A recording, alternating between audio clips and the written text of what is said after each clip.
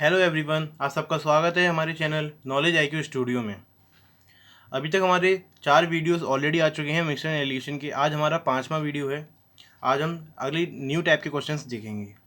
तो आज का पहला क्वेश्चन है ये: कुछ मुर्गियों तथा कुछ बकरियों के 40 सिर हैं और 100 टांगें हैं, तो हमें बकरियों की संख्या ज्ञात करनी है। देखिए, मतलब कहीं पर 40 सिर हैं, इसका मतलब हमको ये पता चलता है कि 40 जानवर हैं। कुल मिला के 40 जानवर हैं और 100 टांगें हैं, तो हमको ये पता करना है कि मुर्गियाँ कितनी हैं और बकरियाँ कितनी हैं, और उसमें बकरियों की संख्या ज्ञात करो, मतलब बकरियों की संख्या बतानी है। तो देखिए कैसे करते हैं। हमको ये मान के चलना है कि 40 सिर मतलब 40 के 40 जानवर जो हैं वो मुर्गियाँ हैं। तो एक मुर्गी की 2 टांग होती है, तो 40 मुर्गियों की कितनी टांग हो गई? 80, 80। और हमको ये मान के चलें कि 40 के 40 सिर मतलब 40 के 40 जानवर जो हैं वो बकरियां हैं, तो एक बकरी की 4 टांग, तो टोटल कितनी टांग होती हैं? 160। आपको बस इतना निकालना है और फिर क्वेश्चन सॉल्व। अब देखिए 80 को हम यहाँ रखेंगे, 160 को यहाँ। जो हमारा टोटल नंबर ऑफ टांग्स दे रखी है, टांगें जितनी टोटल नंबर ऑफ दे रखी हैं उसको हम यहाँ रखेंगे बीच में। अब इन दोनों का डिफरेंस आ गया 60, इन दोनों का डिफरेंस आ गया 20, यानी हमारा रेशियो आ गया 3:1। अब जो हमारा रेशियो में जो वैल्यू आई है वो टोटल आई है 4, 3 और 1 4, जिसकी वैल्यू है 40। हमको क्वेश्चन में दिखाया ना 40 सिर्फ, तो 1 की वैल्यू हो जाएगी 10। आपसे पूछा क्या गया है कि बकरियों की संख्या ज्ञात कीजिए। बकरियां कौन सी थी? ये वाली। तो बकरियां हैं एक, तो एक की वैल्यू हो गई 10, तो 10 बकरियां इसका सही आंसर होगा। और आपसे पूछा जाए कि मुर्गियां कितनी होंगी, तो 3 की वैल्यू यानी कि मल्टीप्लाई बाय 10 करना पड़ेगा हमको, तो 30, तो 30 मुर्गियाँ होंगी। अगर आपको इस टाइप का क्वेश्चन कभी मिले, आपसे पूछा जाए मुर्गियों की संख्या कितनी है या फिर बकरियों की संख्या कितनी है, मतलब आपको 2 टाइप के जानवर मिलेंगे। इसमें मुर्गियों के साथ हमें गाय भी दे सकता था वो। तो आपको कभी भी इस टाइप के क्वेश्चन मिलते हैं तो आपको इस तरह से सॉल्व करना है। सबसे शॉर्टेस्ट मेथड यही है मिक्सचर एलिगेशन से करने का। आई होप आपको कोई प्रॉब्लम नहीं आ रही होगी। आइए दूसरा क्वेश्चन देखते हैं। नेक्स्ट क्वेश्चन है: एक दुकानदार 20 रुपये प्रति किलोग्राम के गेहूं को 28 रुपये प्रति किलोग्राम के साथ किस अनुपात में मिलाए जिससे कि मिश्रण का विक्रय मूल्य 30 रुपये प्रति किलो हो जाए, यदि वह 20% लाभ पर बेचता है। अब हमको 2 प्रकार के गेहूं को मिलाना है, जो एक 20 रुपये पर केजी है, दूसरा 28 रुपये पर केजी है। दोनों को मिला के वो 30 रुपये पर केजी में बेचता है और उसे 20% का लाभ होता है। तो उसने इन दोनों को किस अनुपात में मिलाया होगा? तो देखिए कैसे करना है। पहले हम लिखेंगे 20 रुपये प्रति किलोग्राम इधर, और 28 रुपये प्रति किलोग्राम इधर। अब हमको ये पता है उसने 20% लाभ कमाया है, मतलब अगर वो कोई चीज़ 100 रुपये में खरीद के लाता है तो वो 120 में बेचता है। लेकिन वो कितने में ला रहा है, मतलब वो कितने में बेच रहा है? वो 30 रुपये में बेच रहा है। 120 में ना बेच के वो 30 में बेच रहा है, तो इसको हम 4 से डिवाइड कर देंगे, जिससे हमारा यहाँ पे 30 आएगा और इसको डिवाइड करेंगे तो 25 आएगा। इसका मतलब है अगर 100 रुपये की चीज़ को 120 में बेचता है तो 25 रुपये की चीज़ को 30 में बेचता है। इसका मतलब अगर, और ये इसका हमको दे रखा था विक्रय मूल्य, मतलब कि सेलिंग प्राइस, तो ये हमारी क्या हो गई? Cost price. तो हमको हमेशा कॉस्ट प्राइस ही लेके चलना है और कॉस्ट प्राइस की वैल्यू ही यहाँ पे पुट करनी है। तो यहाँ पे कॉस्ट प्राइस की वैल्यू पुट करेंगे 25 रुपीज़ पर केजी, और हम डिफरेंस देख लेंगे। 25 और 28 का डिफरेंस 3, 20 और 25 का डिफरेंस 5। तो हमको ये पता चल गया कि इन दोनों को मिलाया गया है इस अनुपात में, 3:5। तो आपको कभी भी इस टाइप का क्वेश्चन मिले कि 2 टाइप के गेहूँ, चीनी या फिर कुछ भी मिक्स किया जाए, उसके बाद उसने किसी रेट पर उसको बेचा, उसके बाद उसको जो लाभ हुआ, तो हमको ये वैल्यू बीच में नहीं रखनी है। हमको उसकी ओरिजिनल जो उसको कॉस्ट प्राइस, मतलब दोनों को मिक्स करने के बाद जो उसको क्रय मूल्य पड़ेगा, हमको वो यहाँ पुट करना है। और वो कैसे निकालेंगे? वो ऐसे लाभ प्रतिशत निकालेंगे। तो 100 की चीज़ 120 में बेचता है और हमको रियल में बेच कितने रहा है? वो 30 रुपये में। इसका मतलब हम 4 से डिवाइड कर देंगे, तो 30 रुपये में बेचने वाली चीज़ 25 रुपये की उसको पड़ेगी। उस वैल्यू को हमें यहाँ पुट करना है। इन दोनों का डिफरेंस लेके इधर इधर लिखना है, इन दोनों का डिफरेंस इधर लिखना है। यहाँ पे जो वैल्यू आएगी वो उस रेशियो की वैल्यू आएगी जिस क्वांटिटी में इन दोनों को मिलाया गया है। अब हमको एग्जैक्ट क्वांटिटी पूछी होती तो हम ये पूरा 8 रेशियो को उसके इक्वल रख के और उससे हम वैल्यू निकाल सकते थे, बट यहाँ पे हमको सिर्फ अनुपात पूछा गया है, इसलिए हमने सिर्फ अनुपात निकाला है। आई होप आपको समझ में आ रहा होगा। आपको अगर अच्छा लग रहा हो तो हमारी वीडियो को प्लीज़ लाइक कीजिएगा, अपने फ्रेंड के साथ जरूर शेयर कीजिएगा। आइए नेक्स्ट क्वेश्चन देखते हैं। नेक्स्ट क्वेश्चन, एक 64 लीटर का बर्तन शुद्ध दूध से भरा हुआ था। इसमें से 16 लीटर निकालकर उसके स्थान पर उतना ही पानी भर दिया गया और फिर इस प्रक्रिया को 2 बार और दोहराया गया। इस प्रकार नए मिश्रण में पानी की मात्रा ज्ञात करो। मतलब हमको ये दे रखा है, एक बर्तन है जिसकी क्षमता है 64 लीटर, 64 लीटर। इसमें से 16 लीटर दूध बाहर निकाल दिया जाता है, तो यहाँ पर कितना बचेगा? 48 लीटर।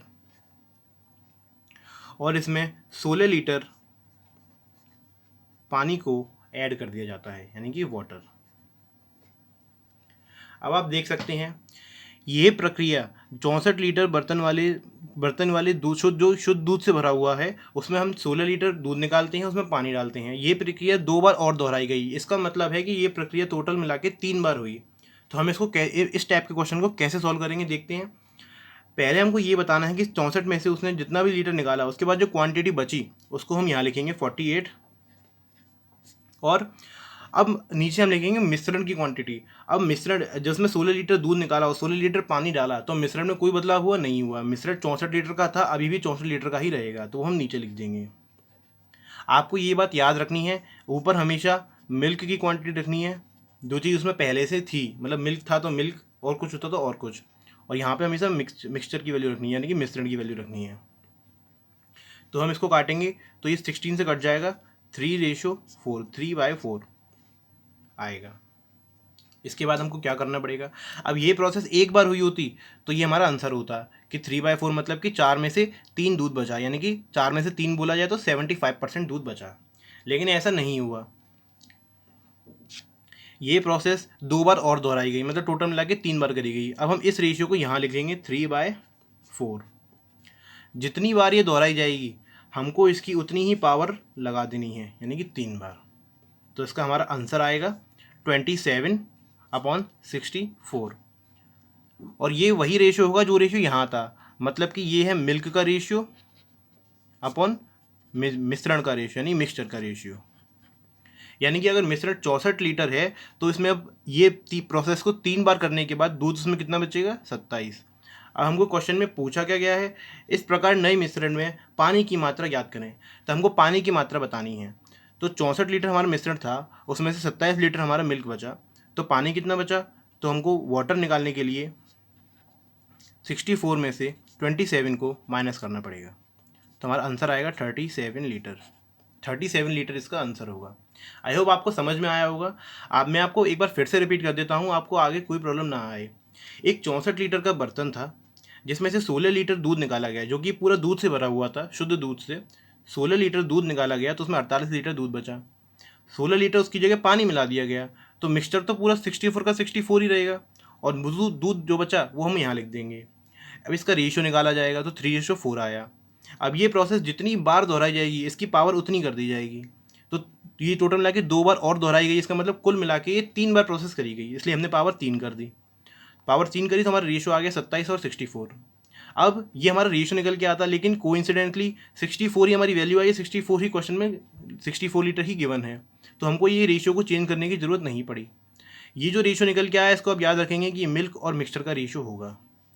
अब हमको पूछा गया क्वेश्चन में कि पानी कितना पानी, अब इसमें ये प्रोसेस करने के बाद पानी कितना है, तो पानी निकालेंगे तो भाई मिश्रण में से अगर हम दूध को माइनस कर देंगे तो हमारे पानी की मात्रा आ जाएगी। आई होप आपको समझ में आया होगा। अब हम इसी टाइप का एक और क्वेश्चन देखेंगे, उसको हम ये बिना डायग्राम बनाए सॉल्व करेंगे। देखिए नेक्स्ट क्वेश्चन, एक 80 लीटर का बर्तन शुद्ध दूध से भरा हुआ है। उसमें से 8 लीटर दूध निकालकर उसके स्थान पर पानी भर दिया जाता है। फिर इस प्रक्रिया को 2 बार और दोहराया जाता है। इस प्रकार बने नए मिश्रण में दूध की मात्रा ज्ञात करें। तो सेम पहले की तरह ही क्वेश्चन लिया गया हमने, तो हम इसको अब बिना डायग्राम के डायरेक्ट वैल्यूज रखें सॉल्व करेंगे। 80 लीटर मिश्रण था, 8 लीटर इसमें से निकाला जाता है, तो 72 दूध बचेगा, और जो हमने निकाला उतना ही हमने पानी ऐड कर दिया, तो मतलब कि हमने 8 लीटर वाटर बचा। तो हम इसको कैसे करेंगे? जो दूध हमारा बचा क्वांटिटी उसको हम यहाँ लिखेंगे ऊपर और पूरा मिश्रण जो जितने का बचा, यानी कि पूरा मिश्रण तो कम हो ही नहीं सकता, क्योंकि जितना हम दूध निकाल रहे हैं उसमें उतना पानी डाल रहे हैं, तो मिश्रण तो पूरा 80 का 80 ही रहेगा। अब इसका हम रेशियो निकालेंगे, 8 से काटेंगे, 8 से आएगा, ये 9 बार कटेगा और ये 10 टाइम्स कटेगा।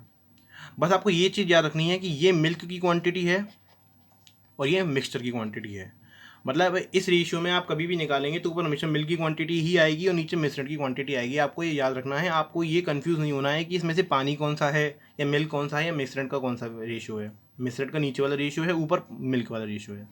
अब सेम इस प्रक्रिया को भी 2 बार दोहराया गया है, मतलब कुल मिला के 1 बार तो पहले किया गया, 2 बार दोहराया गया, मतलब 3 बार किया गया।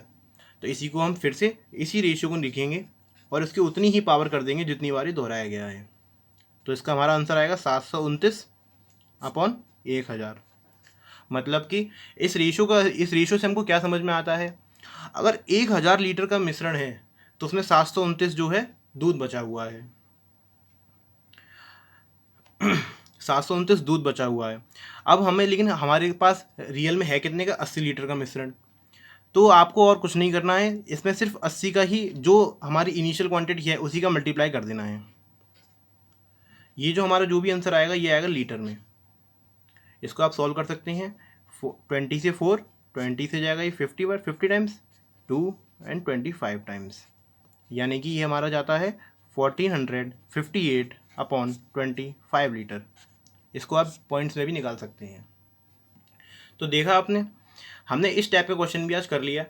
अब आपको देख सकते हैं कि आप मिक्सचर एंड एलिगेशन का किसी भी टाइप का क्वेश्चन करेंगे तो आपको कोई प्रॉब्लम नहीं आएगी। अगर आपको कोई प्रॉब्लम आती है तो आप मेरे कमेंट बॉक्स में बता सकते हैं, आप मुझे सजेशन दे सकते हैं कि आपको किस टाइप के क्वेश्चंस चाहिए, और आपको नेक्स्ट किसी भी टॉपिक पे पढ़ना हो तो आप कमेंट बॉक्स में कमेंट करके बता सकते हैं। और इससे भी हमारी पहले भी जो वीडियो आ चुकी हैं, ऑलरेडी 4 वीडियोस आ चुकी हैं, उनका डिस्क्रिप्शन हमारे डिस्क्रिप्शन में है, लिंक हमारे डिस्क्रिप्शन में है, आप उसे देख सकते हैं। और आपको अच्छा लगा हो तो प्लीज़ हमारे वीडियो को लाइक ज़रूर करें, हमारे चैनल को सब्सक्राइब करें और बेल आइकन को प्रेस करना ना भूलें। अपने फ्रेंड्स के साथ ज़्यादा से ज़्यादा शेयर करें। Thank you.